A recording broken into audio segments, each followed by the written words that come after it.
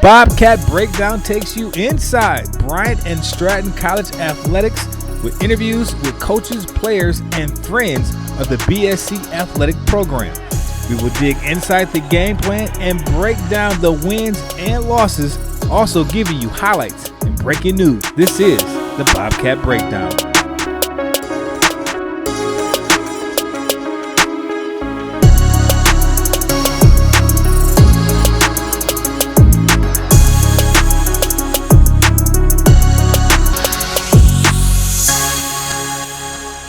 Welcome to another great edition of Bobcat Breakdown here on the beautiful campus of Bryant and Stratton in Wauwatosa, Wisconsin. And sitting right next to me is the head softball coach of our Lady Bobcats, Dean Herman. Thanks for being with us today. I know you have a busy schedule. You got your team being in session. Let's get a little intro about you.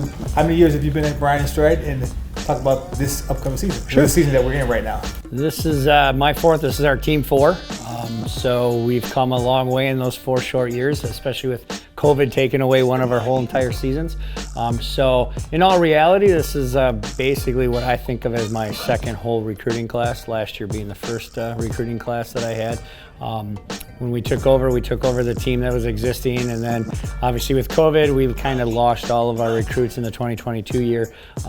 So, you know, it's kind of nice to get kind of our own recruits in here, kind of start the program. So it's team 4, but it's really kind of team 2.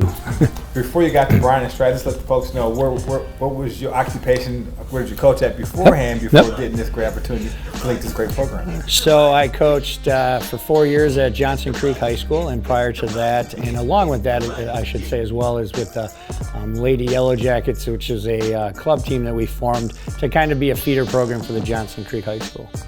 And then coming off last season, like you said, kind of year 2 in your eyes, full season. Best season in program history, 33-18. What was that ride like for you as a coaching staff to see the progress after COVID? Yes, last year was still COVID. A little bit less restrictions last year, though. It was good to see, because you know you're always wanting to make sure that you're always going forward. You know, I told the team last year too, is there's a lot of luck involved in things as well. So you can plan out the best as you want, but you know, you need that luck along the way. You need injuries to stay away. You need players to develop and get better, and I think we've seen all that last year, which I think really helped us get to that level. 33 wins was a big stepping stone for us. It was one of our goals, is to get over 30 wins. The year before, we were, you know, before COVID, we were 13-33, so we wanted to flip that script. So I think we did that, and I really think that that was the stepping stone into the recruiting process for this year. It kind of made us a little bit more known in the state of Wisconsin. You said that the players develop, but as a coaching staff, when you see the wins start to pile up, how are you and your coaching staff handling that? And then is it more like yes, our philosophy does work. Yes. If the players kind of buy into it, this is what we can do. Exactly. You know, what we teach is you know, we're not radical. So you know, you come in here and what we teach is fundamentals. You do things the right way, you do the little things, and you're going to win. And I think teaching that, but then seeing that come to fruition on the field, then your players see it and they buy in and they understand that, yeah, you know, the difference between a win and a loss was that little play there or that little hit here. Things that maybe aren't always in the scorebook. Let's switch to this year's team. Last year's team, it seemed like it was a little bit different. It was power, a lot of home runs, that team. What's the DNA of this team this season? And you guys are off to a great start so far. Yeah, I think last year we had and surprising power. I'm not sure we recruited for power. Some of these players just developed between the weight room and you know, just some little switches in their hitting. But yeah, definitely this year I think we're going to be more aggressive on the base paths. I think we're more gap shot hitters. We're still going to have our home runs, but it's probably going to come from a multitude of people up and down the lineup as opposed to just a couple. But I see this team as more of a line drive, put the ball in play, bunt. We play it the old-fashioned way. We're going to move runners around. We're going to be aggressive on the base paths. This team's probably not, if I had to compare the two, maybe not as deep as the last year's team as far as our role players. But you know, as long as we knock on wood, stay healthy, I think this team is in position to be better, and hopefully it'll show up in the roster. I mean, in the standings. I've been here 3 years now, and it seems like one of the great things about not just softball, but the Bryant Stratton program, the last 3 years for you guys, great trips. First year was Arizona. COVID kind of cut that short. The past 2 years, Florida. Talk about those trips to Florida, but also is that a great recruiting tool when you have, hey, we're going to go to Florida in March earlier on when it's kind of crappy weather here in Wisconsin. Exactly. Like 10 to 15 days out of the state. It's a big recruiting piece for me. I know a lot of schools go down to Florida, but we make it a little different. We go a little bit longer than some of the other schools, but we also make our own schedule. So we can choose the schools that we're going to play. We don't have anything in mind when I set up these Florida trips. I contact a lot of the schools, and all the schools we play down there are D1 JUCOs. We did play one D2, but they were ranked 16th in the country, Pasco. So what I pride myself is along with our fall schedule, playing Indiana University and Illinois Chicago and UW Green Bay, Winona State, we want to play programs that are above us. Because we want to see A, where we stand, and B, I also can show my girls off, which helps the recruiting process. I'm here to help you get re-recruited to the next level as well, and I think this is doing that. We've got at least 5 girls from our fall schedule that have been picked up by some schools that are interested in looking at more in depth into their playing. So let's kind of point out a couple of players that some of your stars. Sydney Burley, a lights out pitcher from last year, she's back, and then also we'll get into Taylor Rowan, a new addition from this year team. But let's talk about Sydney. She had a great year last year, and now she seems like she's continuing that great success. Sydney came in here ready to work, and that's when I use her quite a bit when I talk to recruits that are coming here trying to get to that next level. Is we can work with you every day, but unless you're willing to and wanting to put in the work and are coachable.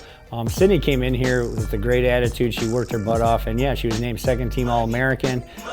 Offers started coming in. We almost had lost her before the season began to a D2 school, but I think she sees what we see, which is we have unfinished business to do.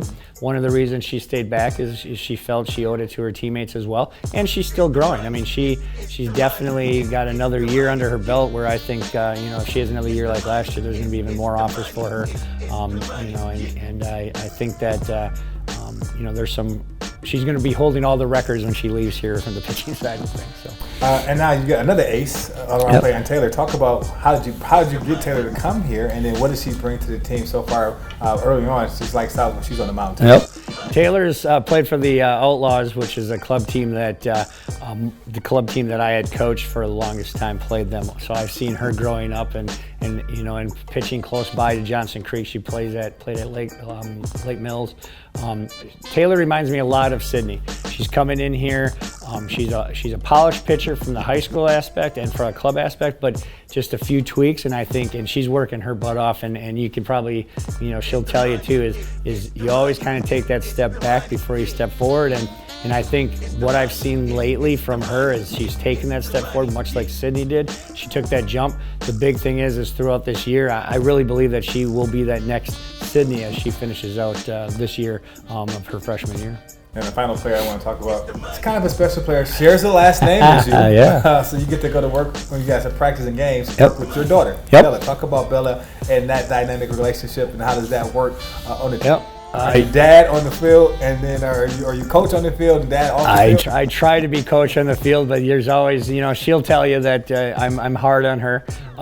So there's always these moments I'll pull her aside and kind of be dad, but for the most part we try to keep that coach-daughter relationship. But Bella's a kid that I know she's my kid, but she listens well. She's very coachable. She wants to help others, and she's willing to listen to others as well. She gets along with all the coaching staff.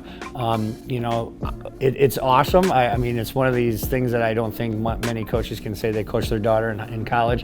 And I'm proud of her because she's the smaller in stature, and I think some of these other schools at the NCAA level maybe have overlooked her. So she's having early success, and I'm kind of excited about that too. As the dad side is to kind of stick it to some of the schools that may have bypassed her when she was out in the recruiting trail. So I'm excited. I think she's going to come in here. She adds a ton to our team, and it's exciting. Like I said, if I have her for 1 year or 2 years, we'll just enjoy this ride together. Speaking of that, you made a great point. Recruiting process. Now, when the recruiting process come around for Bella, are you dad or are you coach?